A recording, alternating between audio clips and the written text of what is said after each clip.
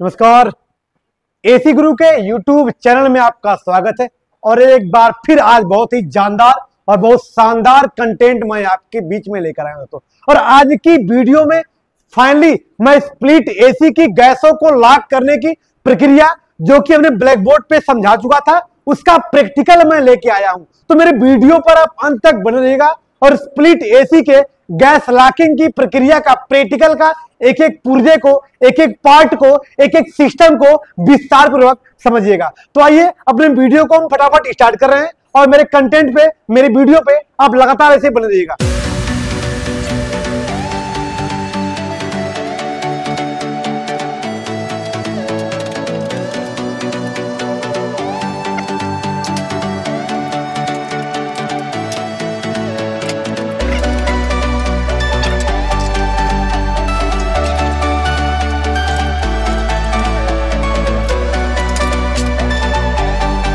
जी दोस्तों, तो फाइनली मेरा आउटडोर खुल चुका है आपके सामने। तो पहले आइए एक बार इसके कार्य प्रणाली को आपको समझा देते हैं, क्योंकि पार्ट खुला हुआ है। एक बार अच्छे से इसके कार्य प्रणाली को हम समझा लेते हैं, फिर उसके बाद गैस लॉकिंग की प्रक्रिया पे चर्चा करेंगे, आपको बारे में बताएंगे। आपको थोड़ा सा कैमरे को करीब रखिएगा। ये हमारा कंप्रेसर है दोस्तों। स्प्लिट एसी में लगने वाले कंप्रेसर का नाम क्या होता है? Rotary compressor.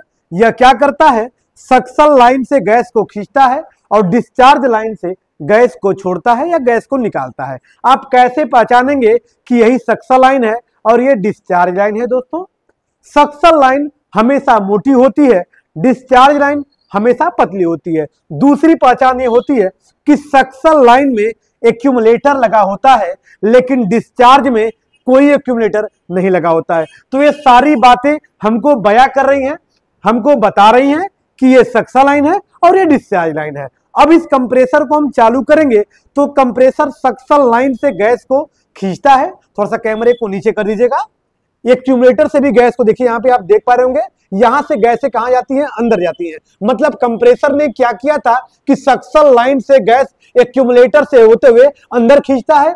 और ऊपर आ जाइएगा, यहाँ पे डिस्चार्ज लाइन से गैसों को गर्म करके छोड़ता है। गर्म क्यों करता है, कैसे करता है? क्योंकि कंप्रेसर के अंदर पिस्टन लगा होता है जो पंप करके प्रेशर बनाता है, और पिस्टन से निकली हुई गैसें हमेशा क्या होती है? गर्म होती है। इसलिए कंप्रेसर के डिस्चार्ज लाइन से जो गैस निकलती है वो गैसें क्या होती है? गर्म होती है। ये डिस्चार्ज लाइन से गैसें कहां जाती हैं? कंडेंसर में जाती हैं। इस अवस्था में गैसें बहुत ज्यादा गर्म होती है। दोस्तों याद रखिए, स्प्लिट एसी में भी लगने वाला condenser fins tube type condenser होता है, और यह क्या करता है? हमारी गैसों को घुमा घुमा कर ठंडा करता है। दूसरी चीज, किस कंडेंसर के आगे एक कंडेंसर फैन लगा होता है जो कंडेंसर को व कंडेंसर की गैसों को दोनों को ठंडा करने में मदद करता है। अर्थात कंडेंसर के आउटपुट से जब गैसें निकलती हैं तो वह ठंडा होकर वह वेपर से द्रव में बदलती हैं। तो शॉर्टकट में, एक लाइन में, साधारण शब्दों में कहा जाए कि कंडेंसर क्या करता है? यह हमारी गैसों को ठंडा करके वेपर से द्रव में बदलता है। उसके बाद गैस कहां जाती है? फिल्टर में जाती है। ये फिल्टर क्या करता है? गैसों को छानता है। दोस्तों याद रखिए, स्प्लिट एसी में लगने वाला फिल्टर स्टेनर फिल्टर होता है। कौन सा होता है? स्टेनर फिल्टर होता है, जो कॉपर का बना होता है।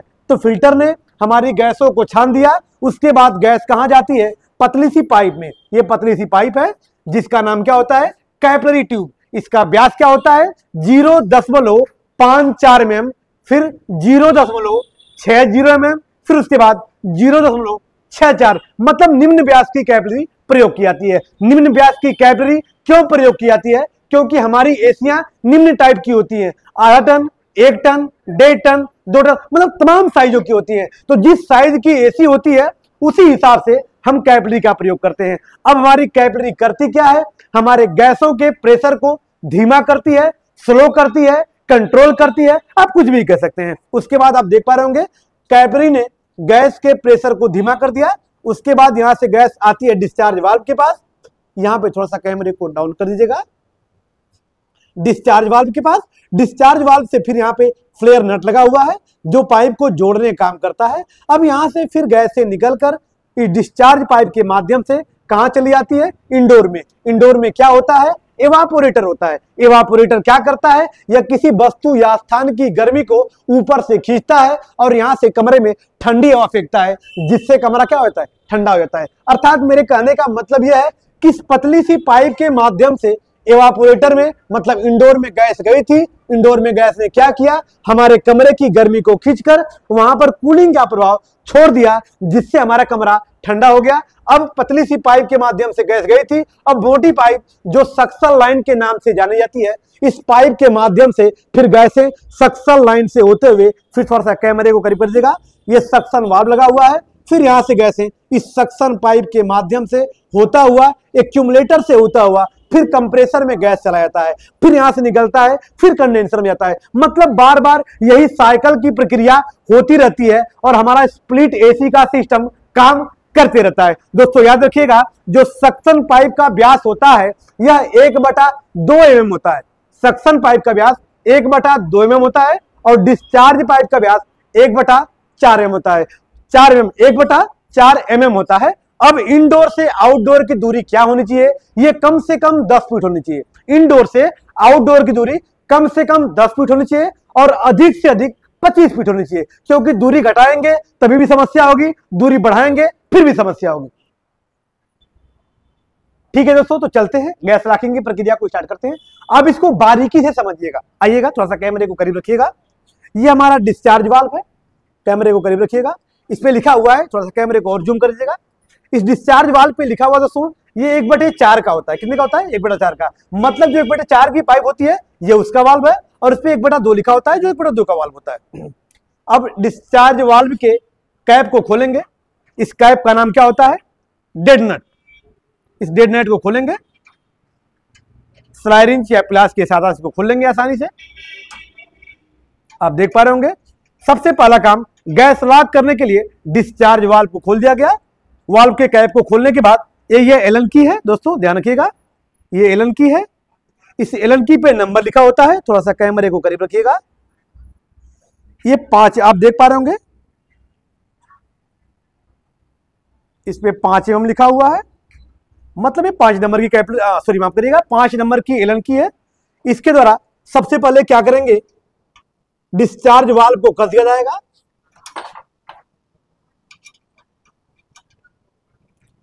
डिस्चार्ज वाल्व को एलन की के द्वारा कस दिया जाएगा।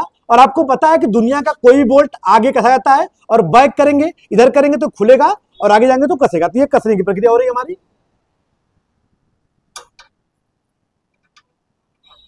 पूरा डिस्चार्ज वाल्व हमारा कसा गया। फाइनली आप देख पा रहे होंगे दोस्तों, डिस्चार्ज वाल्व पूरा कसा गया है।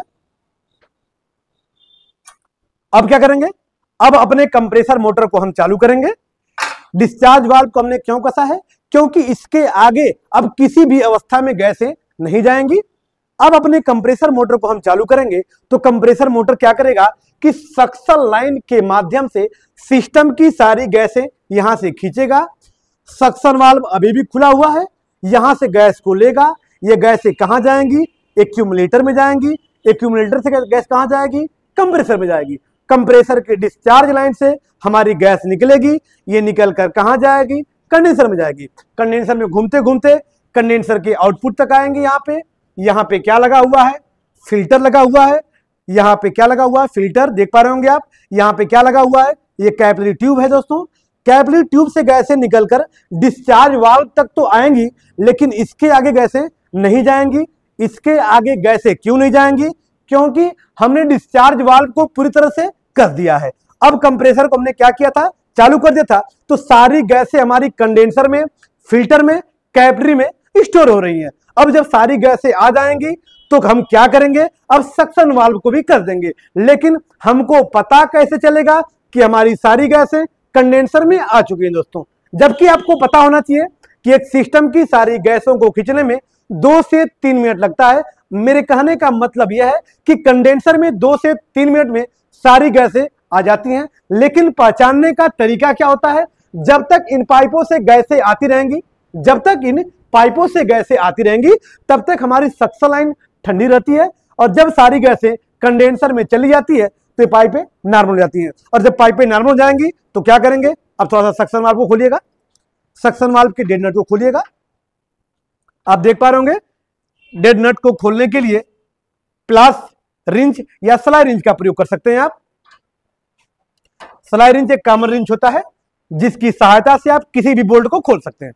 तो इन बोल्टों को खोलने के लिए स्लाई रिंच बेहतर होता है। अब देख पा रहे होंगे आप, इसके बोल्ट को खोल दिया गया, अब इसको भी कस दिया जाएगा। आप देख पा रहे होंगे, अब हमने क्या कर रहा हूं, सक्शन वाल्व को कस रहे हैं। मेरे कहने का मतलब क्या था दोस्तों, कि सबसे पहले गैस को लॉक करने के लिए हमने क्या किया था, डिस्चार्ज वाल्व को कसा था।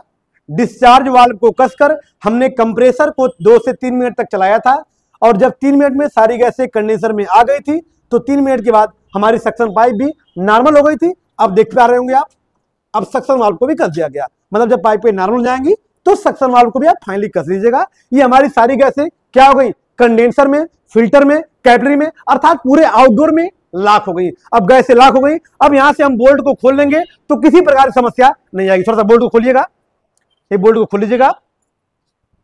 अब यहां से हम दोनों बोल्टों को खोल सकते हैं।